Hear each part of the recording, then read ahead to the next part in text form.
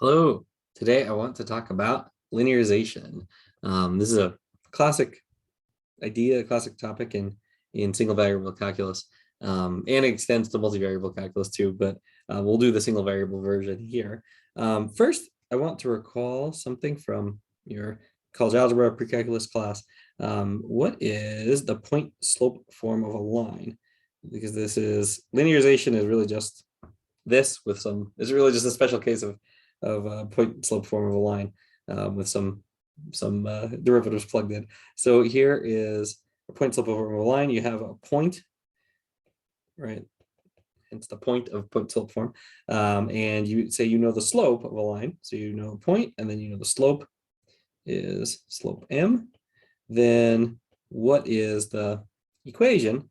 The equation is what I have written here, right? So the equation is y minus y naught equals m x minus x naught, right? That's the equation of that line. And notice too, this is literally just the formula for slope, right? If I pick another point xy and I want to see if it's on that line or not, what would you do? Well, just see if the slope from xy to x naught y naught, just see if that slope equals m, right? Which if you just take this and drag it over here, right? If you divide both sides by x minus x naught, well, there's the definition of slope, rise over run, change in y over change in x, right? So now if you just multiply that back over, that's, right, so get rid of the fraction. Taking parts of variables with me, there we go. If you just multiply the x minus x naught over to the right-hand side, then you get the point slope form of a line. So it's just the definition of slope, slightly rewritten, but where two of the expressions are variables and two of them are constants, right? So there's a quick review on point slope form of a line. Now, what I want to say with linearization is the idea of linearization is saying that a function f, if it's differentiable,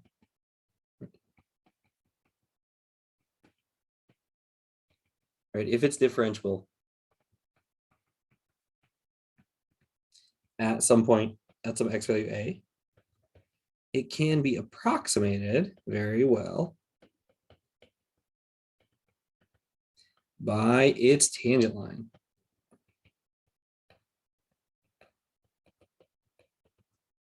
So you can think of this tangent line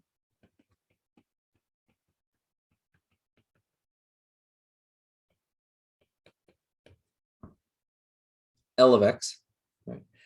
Think of this as its own function. So think of, here I have this graph, f of x is whatever function we happen to be dealing with, which I always say whatever. Here, consider some random function, but I always draw the same function every time. My random function generator isn't very random. So so what is this linearization? You pick some point x equals a, right? And at that point, you draw the tangent line. And now just consider this as its own function, right? So this is some linear function that, if you notice, for a little while, the black and green curves are indistinguishable, right? You can't even see the black dots for a little while because the thickness of just my pen stroke was, thicker than the discrepancy between L of x and f of x. So that, if you zoom in far enough, right? If you zoomed in to, just this interval, right? The two graphs would look the same. It would appear as if L and F were actually equal to each other. Of course, they're not, except at A, right? There's some little error, but it's negligible, right? So this is the idea, is that a function can be approximated very well by this function L of x. Well, how can I get a formula for this function of L of x? Well, just do the point slope equation for the line. What is the point on L of x? The point here is going to be a comma f of a, right? That'll be my x naught y naught. So I'm going to use this formula, but in our case, right, what is our context?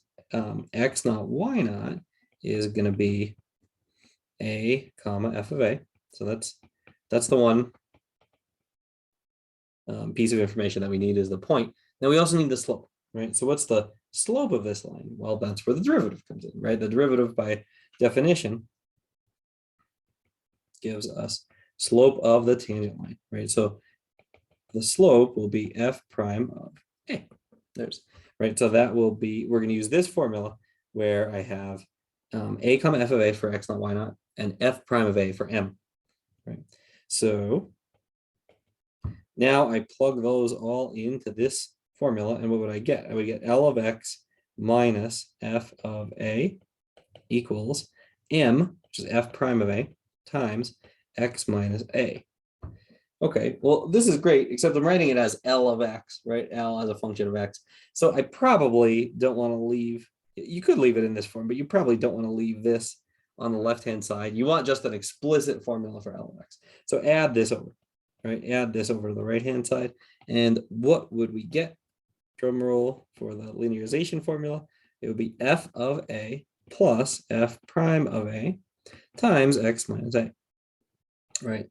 This formula right here, this is the formula for the linearization of f at a. And when we say linearization, what do we mean? We mean it's our attempt to turn f into a linear function at the point a. It's the best we could do, right? Maybe f is not linear at a, but it's the best linear approximation of f near a for some interval near a. Right? So that's the derivation of this formula, the linearization formula. And now, once again, why do we like this? We like this because, as you can see from the graph, note that for x values near a, right, f of x will be approximately equal to L of x. That's what's nice. Right, and here I'll keep our color scheme going here, right? L is the green, F is black. So for x values near a, f of x will be approximately equal to L of x. Let's see this in an example. So this is the phenomenon that I want to talk about in an example. Let's look at specifically, let's estimate the value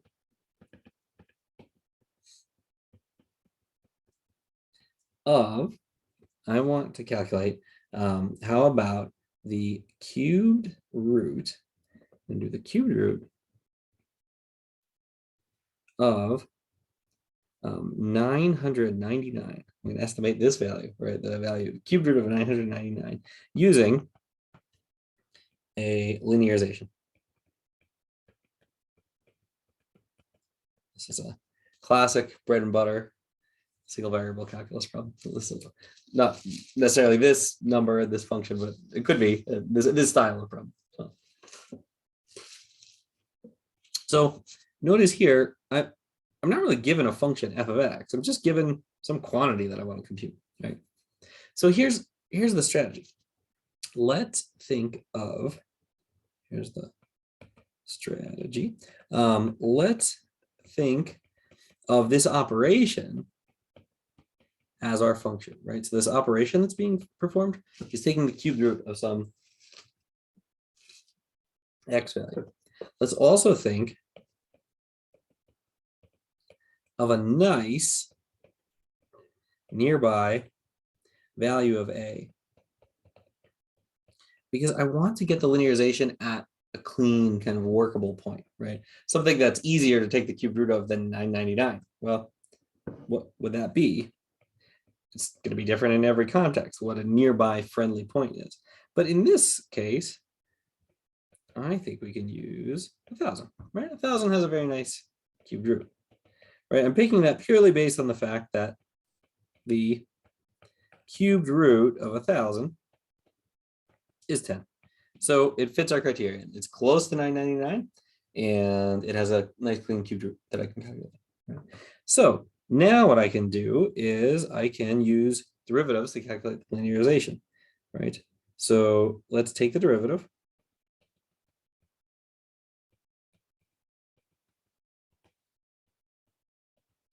Which I can do with power rule, right? This is x to the 1/3. So I'm just going to do the power rule where I bring the power down and then subtract 1 from the exponent.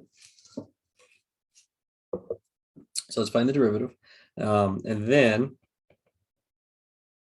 set x equal to 1,000 in the derivative, right? So this will find me f prime of 1,000 will be what? It'll be 1/3 times 1,000 to the negative 2/3, which equals what?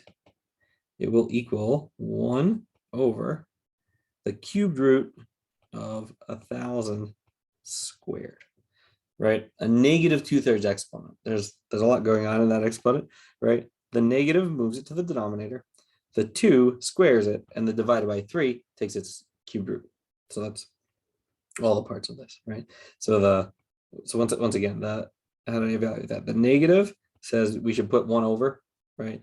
The 2 tells us to square it, and the 3 tells us to do a cubed root. That's how we interpret a fractional exponent like that, in particular, a negative fractional exponent. Now I can clean this up. So I have 1/3.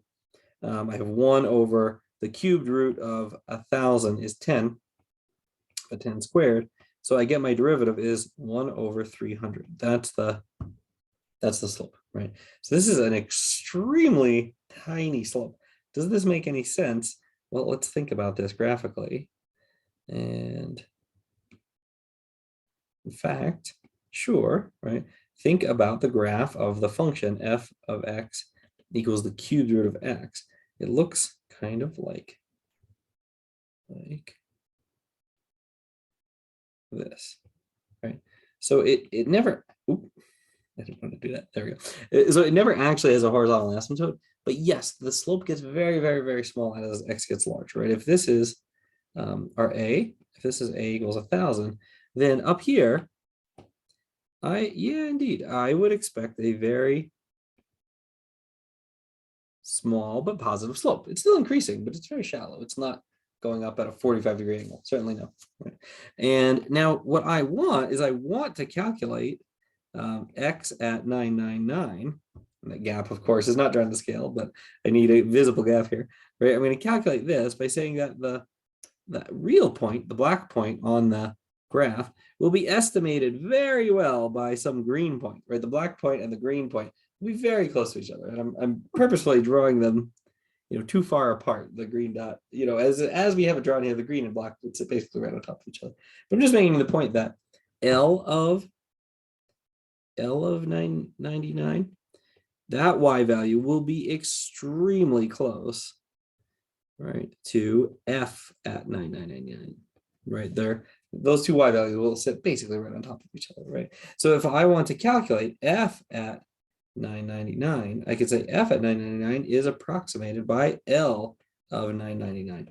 And I have a formula for L. I'm going to use this linearization formula, right? L of x equals f of a plus f prime of a times x minus a. Just plug into that formula. So that gives me the formula for L, right? L is, like we said, it's f of a plus f prime of a times x minus a. And if I plug that in, what do I have? Well, f of a, that's my function evaluated at a, is 10, plus f prime of a is 1 over 300 times x minus a, and a happens to be 1,000.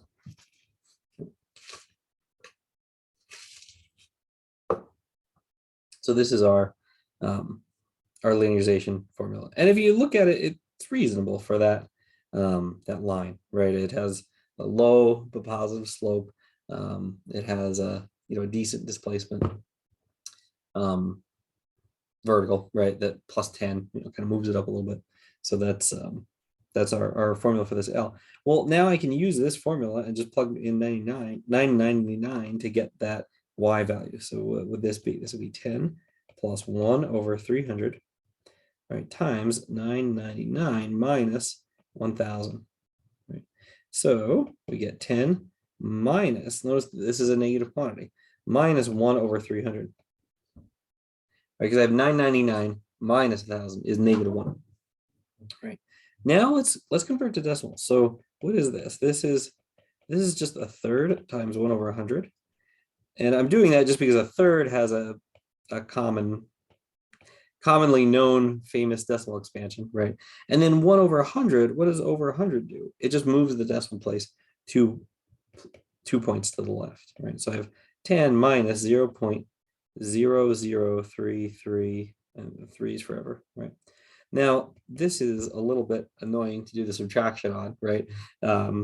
Because the tan is just has all zeros repeating, right? So if you try to do this, minus this, I mean, you can do it. It's just sort of annoying, right? So what I tend to do in these cases is I say, okay, there's another way to write 10, right? What's a different way to write 10?